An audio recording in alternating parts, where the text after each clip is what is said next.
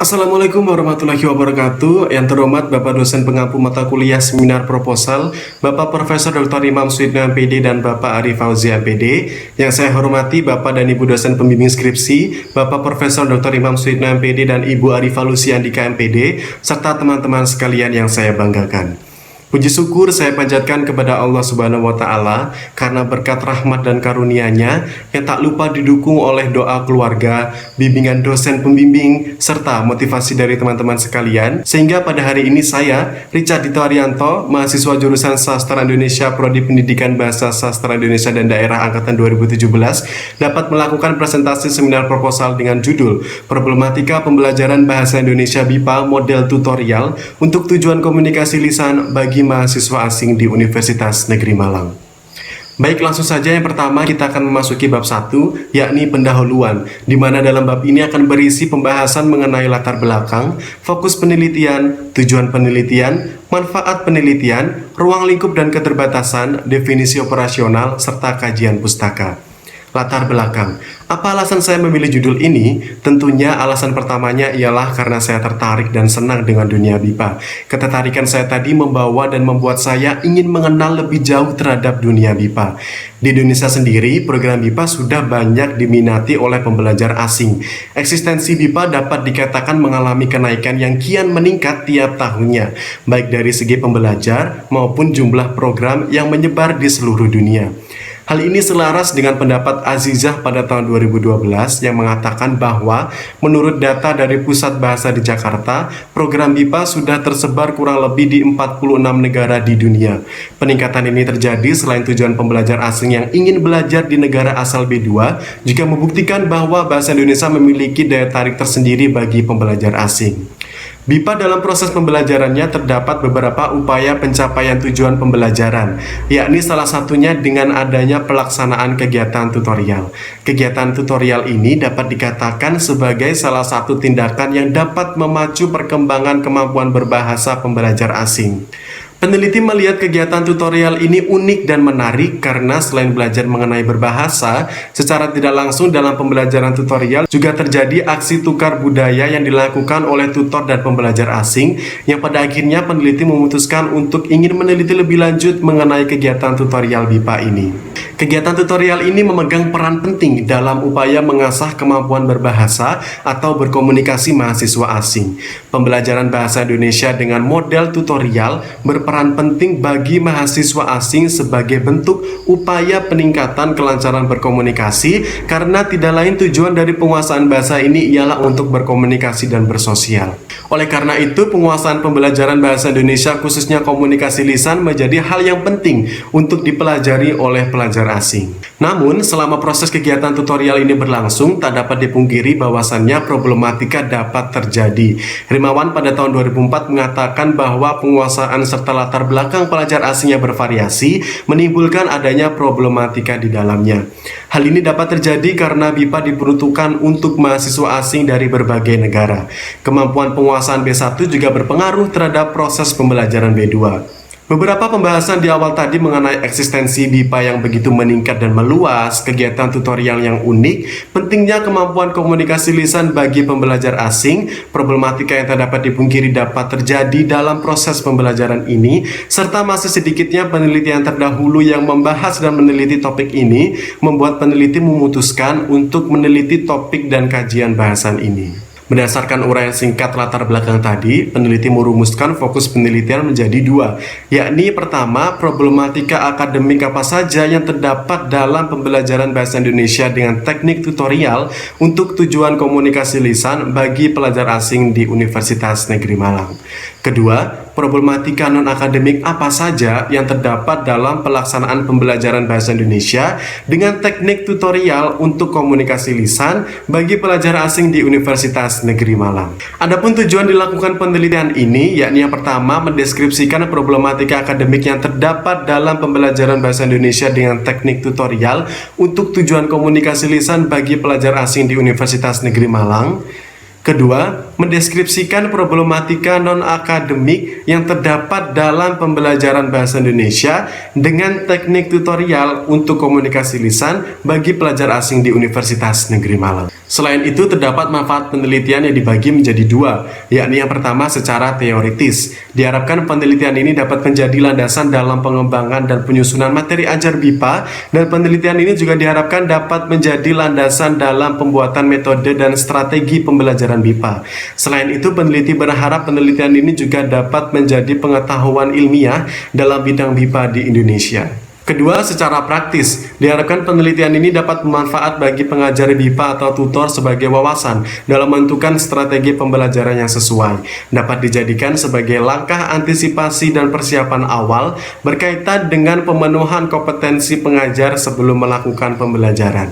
Serta dapat bermanfaat bagi penyelenggara program sebagai data dan informasi penyusunan materi yang sesuai akan kebutuhan dan kendala mahasiswa asing. Dapat bermanfaat untuk digunakan sebagai data dan informasi pembuatan metode pengajaran BIPA, dapat bermanfaat untuk digunakan sebagai bahan evaluasi perbaikan pembelajaran BIPA dan mutu pembelajaran BIPA, serta yang terakhir dapat bermanfaat bagi peneliti selanjutnya sebagai wawasan tambahan mengenai problematika yang terjadi pada proses pembelajaran BIPA, serta dapat menjadi wawasan mengenai hambatan-hambatan yang terjadi pada proses pembelajaran model tutorial dan sebagai referensi penelitian di bidang BIPA. Dari manfaat penelitian, kita beralih ke ruang lingkup dan keterbatasan penelitian. Mengapa ruang lingkup dan keterbatasan penelitian ini penting diperhatikan? Karena mengingat luasnya bahasan serta topik mengenai BIPA, maka peneliti menetapkan ruang lingkup dan keterbatasan penelitian agar nantinya penelitian ini bisa lebih terfokus dan menghasilkan data yang valid serta mendalam. Dalam ruang lingkup penelitian, masalah yang dikaji dalam penelitian ini meliputi problematika yang terjadi dalam aktivitas tutorial untuk komunikasi lisan, baik akademik maupun non-akademik. Penelitian ini dikaji di BIPA Universitas Negeri Malang dan dilakukan pada konteks pembelajaran daring semester genap tahun ajaran 2019-2020. Sedangkan keterbatasan penelitian ini terfokus dalam pelaksanaan proses tutorial, namun dampak dari proses tersebut tidak dilakukan oleh peneliti. Penelitian ini dapat dilakukan di program BIPA universitas lainnya, namun penelitian ini hanya meneliti program BIPA di Universitas Negeri Malang. Jumlah mahasiswa asing di Universitas Negeri Malang ada 18 orang, namun dalam penelitian ini peneliti hanya mengambil sampel sebanyak 10 mahasiswa asing di Universitas Negeri Malang. Penelitian ini hanya melakukan pencarian data melalui wawancara daring kepada tutor dan pelajar asing dan analisis lembar laporan tutorial. Keterbatasan ini disebabkan oleh adanya pandemi COVID-19, waktu, tenaga, dan dana. Dalam penelitian ini terdapat 3 definisi operasional, yakni yang pertama, pembelajaran bahasa Indonesia untuk komunikasi lisan adalah pembelajaran bahasa Indonesia untuk pelajar asing dengan tujuan membantu pelajar asing berkomunikasi. Kedua, teknik tutorial adalah model pembelajaran yang dilakukan secara individual dengan tujuan agar pelajar dapat memahami materi yang diajarkan dengan maksimal. Tutorial termasuk dalam konteks non-formal. Dan yang ketiga, pelajar asing adalah mahasiswa yang berasal dari luar negeri yang belajar bahasa Indonesia. Pelajar asing dalam BIPA menempatkan bahasa Indonesia sebagai B2 atau bahasa kedua.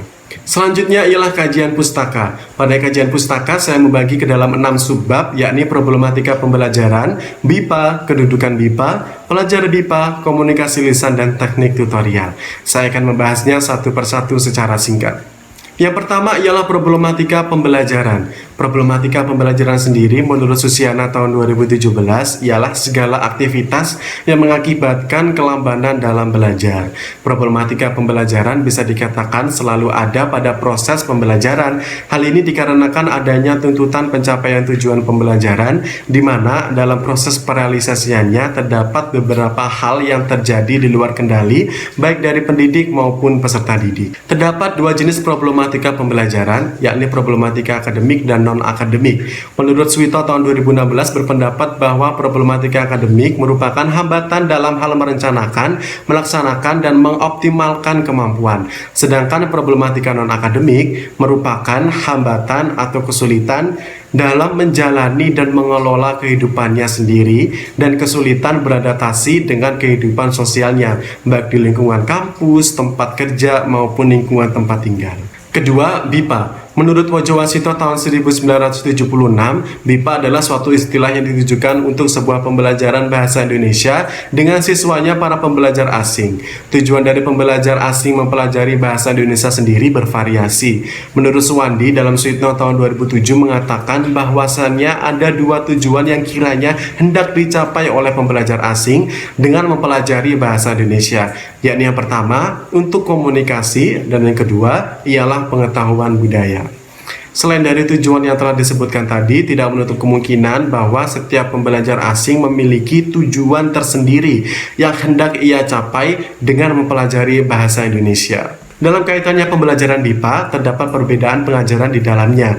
Hal ini selaras dengan pendapat Ningrum tahun 2017 yang mengatakan bahwa pembelajaran BIPA tentu berbeda dengan pengajaran B1 oleh penutur asing. Dalam pembelajaran BIPA, pelajar asing hendaknya mendapatkan perhatian lebih karena jika pelajar asing ini gagal dalam proses pembelajaran, maka tujuan serta target yang ditentukan oleh BIPA juga tidak akan tercapai. Ketiga, kedudukan BIPA. Kedudukan BIPA bagi pembelajar asing adalah sebagai bahasa kedua, sehingga pembelajarannya dilakukan setelah menguasai bahasa pertamanya. Oleh karena itu, tidak heran jika dalam pembelajaran BIPA terdapat perbedaan antar pembelajaran BI bagi pembelajar asing dan bagi penutur asli. Kusmiatun dan kawan-kawan pada tahun 2017 berpendapat bahwa penguasaan bahasa asli memberikan pengalaman untuk kemudian dijadikan penoban kepada pembelajar, yang artinya penguasaan B1 akan menentukan pengaruh kemampuan penguasaan B2 setiap pembelajar asing. Keempat, pelajar BIPA. Menurut Suyitno tahun 2014 berpendapat bahwa pelajar BIPA adalah pelajar asing yang memiliki ciri khas. Di antaranya ialah memiliki latar belakang bahasa dan budaya yang berbeda dengan bahasa dan budaya yang hendak dipelajarinya. Pelajar BIPA dibedakan berdasarkan level kemampuannya, yaitu tingkat pemula, tingkat menengah, dan tingkat lanjut. Materi yang disuguhkan pun berbeda, disesuaikan dengan tingkatannya. Sama dengan apa yang dikatakan di awal tadi, bahwasannya pelajar asing juga memiliki tujuan dalam mempelajari BIPA. Tujuan pelajar asing dapat dikatakan bervariasi sesuai dengan kebutuhan masing-masing pembelajar asing. Kelima, komunikasi lisan. Menurut Tian Ningsih tahun 2016, komunikasi lisan adalah suatu kegiatan komunikasi verbal yang menggunakan suara sebagai sarananya. Sirus tahun 2018 mengatakan bahwa pada hakikatnya belajar bahasa adalah belajar berkomunikasi. Berdasarkan pendapat tersebut dapat kita ketahui bahwasannya belajar bahasa erat kaitannya dengan komunikasi. Karena memang sebuah pembelajar dapat dikatakan berhasil dalam mempelajari bahasa jika ia mampu menggunakannya sebagai alat komunikasi. Oleh karena itu, kemampuan mendengarkan juga sangat berpengaruh dalam hal ini, karena kemampuan mendengar yang rendah akan berdampak pada kelancaran pembelajar asing dalam berkomunikasi. Keenam, teknik tutorial. Teknik tutorial menurut Widodo tahun 1994 ialah pembelajaran komplementer yang bersifat individual. Maksudnya pembelajaran ini dilakukan di luar jam perkuliahan wajib. Kegiatan tutorial lebih bersifat bebas dan rekreatif tanpa mengesampingkan tujuan pembelajaran.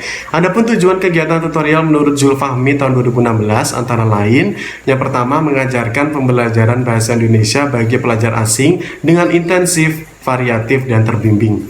2. Mengenalkan variasi ragam tuturan bahasa Indonesia. 3. Meningkatkan kepercayaan diri pembelajar asing. 4. Mengenali masalah atau kendala serta prediksi penyebab yang dialami pembelajar asing dalam pembelajaran bahasa Indonesia. 5. Mengembangkan variasi pembelajaran secara kreatif-rekreatif. Selain itu, ada prinsip yang perlu diperhatikan dalam pengembangan kegiatan tutorial. Antara lain yang pertama, kesesuaian materi topik dengan pembelajaran di kelas. 2. Pemilihan tutor pendamping yang tepat bagi pelajar asing. 3. Kesesuaian objek materi dan situasi kebahasaan. 4. Kesesuaian pemilihan bentuk dan ragam pemakaian bahasa Indonesia. 5. Pelatihan pembelajaran yang cukup. 6. Keberterimaan perilaku dan sikap tutor terhadap pembelajar. Selanjutnya memasuki pada bab 2, yakni metode penelitian. Pada bab ini dibagi menjadi 7 subbab, yakni pendekatan dan jenis penelitian, subjek penelitian, data dan sumber data, teknik pengumpulan data, teknik analisis data, pengecekan keabsahan data, dan tahap-tahap penelitian. Saya akan membahasnya satu persatu secara singkat. Pendekatan pada penelitian ini menggunakan pendekatan kualitatif, sedangkan jenis penelitian ini ialah deskriptif atau deskriptif kualitatif. Subjek penelitian, subjek pada penelitian ini ialah pelajar asing di Universitas Negeri Malang. Selanjutnya, data dan sumber data. Pada penelitian ini, peneliti menggunakan data kualitatif berupa informasi laporan dari tutor mengenai problematika pembelajaran BIPA model tutorial, informasi tentang pengalaman pembelajaran Bahasa Indonesia model tutorial pada pembelajaran BIPA daring 2019-2020 oleh mahasiswa asing. Sumber data penelitian ini diperoleh dari format laporan tutorial para tutor dan transkrip hasil wawancara mahasiswa asing pada program BIPA pembelajaran daring 2019-2020. Prosedur pengumpulan data. Pada subbab ini terdapat 3 bagian, yakni yang pertama teknik pengumpulan data. Teknik pengumpulan data yang digunakan pada penelitian ini yaitu yang pertama studi dokumen dan 2 wawancara. Adapun langkah-langkah pengumpulan data dalam penelitian ini yakni untuk fokus penelitian 1 yaitu problematika akademik pembelajaran BIPA model tutorial tujuan komunikasi lisan bagi mahasiswa asing di UM. Analisis yang dilakukan ialah studi dokumen dengan cara melakukan analisis dokumen pada format laporan tutorial para tutor terkait kesalahan berbahasa mahasiswa asing. Untuk fokus penelitian 2 yaitu problematika non-akademik pembelajaran BIPA model tutorial tujuan komunikasi lisan bagi mahasiswa asing di UM. Analisis yang dilakukan ialah teknik wawancara dengan cara mengajukan pertanyaan kepada mahasiswa asing terkait pengalaman belajar BIPA model tutorial tujuan komunikasi lisan pada konteks pembelajaran daring 2019-2020 dengan menggunakan instrumen pedoman wawancara dan alat rekam. Ketiga, dalam penelitian ini menggunakan instrumen penelitian berupa pedoman ikhtisar dokumen, pedoman wawancara, dan alat rekam. Teknik analisis data. Dalam penelitian ini, analisis data dilakukan secara kualitatif melalui prosedur pengumpulan data, reduksi data, display data, dan kesimpulan atau verifikasi. Pengumpulan data. Dalam penelitian kualitatif, proses pengumpulan data dilakukan sebelum penelitian, pada saat penelitian, dan bahkan di akhir penelitian. Reduksi data. Proses ini merupakan penggabungan dan penyeragaman data sesuai dengan karakteristiknya menjadi tulisan atau skrip yang akan dianalisis. Menurut Miles dan Haberman pada tahun 1992 berpendapat bahwa reduksi data ialah merupakan proses pemilihan, pemusatan perhatian pada penyederhanaan, pengabstrakan, transformasi data kasar yang muncul dari catatan-catatan di lapangan. Dalam penelitian ini, reduksi data yang dilakukan ialah mengelompokkan data-data yang terkumpul berdasarkan fokus penelitian, yakni problematika akademik dan problematika non-akademik. Hal ini diperlukan agar data yang terkumpul dapat tersaring sesuai dengan kebutuhan penelitian. Display data adalah proses mengolah data setengah jadi yang sudah seragam dalam bentuk tulisan dan sudah memiliki alur tema yang jelas ke dalam suatu matriks kategorisasi sesuai tema-tema yang sudah dikelompokkan dan dikategorikan, serta akan memecah tema-tema tersebut ke dalam bentuk yang lebih konkret dan sederhana yang disebut dengan subtema, yang diakhiri dengan memberikan kode atau coding dari subtema tersebut. Yang terakhir, kesimpulan atau verifikasi. Kesimpulan dalam rangkaian analisis data kualitatif menurut model interaktif yang dikemukakan oleh Miles dan Haberman secara esensial berisi tentang uraian dari seluruh subkategorisasi tema yang tercantum pada tabel kategorisasi dan pengkodean yang sudah terselesaikan disertai dengan quote verbatim wawancaranya. Pengecekan keabsahan data. Pada tahap ini, pengecekan keabsahan data dilakukan dengan 2 cara, yakni proofreading atau membaca ulang secara teliti dan cermat, serta yang kedua ialah koreksi teman sejawat. Selanjutnya, tahap-tahap penelitian. Pada penelitian ini terdapat 3 tahap penelitian. Tahap pertama adalah persiapan. Tahap ini meliputi 1 studi pendahuluan, 2 menetapkan judul, 3 konsultasi judul dan fokus penelitian, 4 pendalaman studi kepustakaan, dan 5 mengurus perizinan untuk pengambilan data kepada program BIPA dan mahasiswa asing. Tahap kedua adalah pelaksanaan. Tahap ini meliputi 1 pengumpulan data, 2 analisis data, 3 tahap penyimpulan hasil analisis. Dan yang terakhir, tahap ketiga adalah penyelesaian. Tahap ini meliputi 1 penarikan kesimpulan dari hasil analisis dan 2 penyusunan laporan penelitian. Berikut tadi presentasi dan penjelasan mengenai proposal penelitian saya dengan judul Problematika Pembelajaran Bahasa Indonesia BIPA, Tujuan Komunikasi Lisan bagi mahasiswa asing di Universitas Negeri Malang. Saya ucapkan terima kasih sekali lagi untuk dosen pengampu seminar proposal, dosen pembimbing skripsi atas segala arahan dan bimbingannya, serta terima kasih kepada teman-teman sekalian yang senantiasa memberikan dukungan hingga akhirnya seminar proposal ini dapat dilaksanakan.